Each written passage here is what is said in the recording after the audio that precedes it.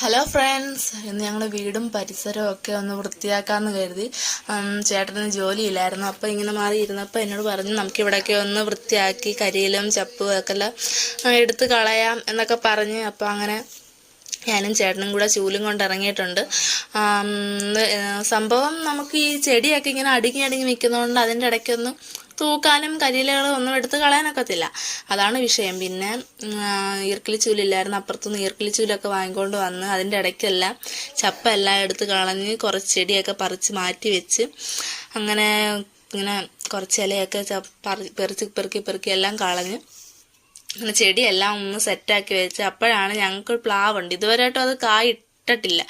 അപ്പം ഇങ്ങനെ വൃത്തിയാക്കി കൊണ്ടുവന്നപ്പോഴും ചെറിയൊരു കായ് കിട്ടിയത്. ഞങ്ങൾ പൂക്കുന്നില്ലല്ലോ കായ്ക്കുന്നില്ലല്ലോ എന്നൊക്കെ പറഞ്ഞ് നോക്കിയിരുന്നപ്പോഴാണ് ഇങ്ങനെ കായ് കിട്ടിയത്.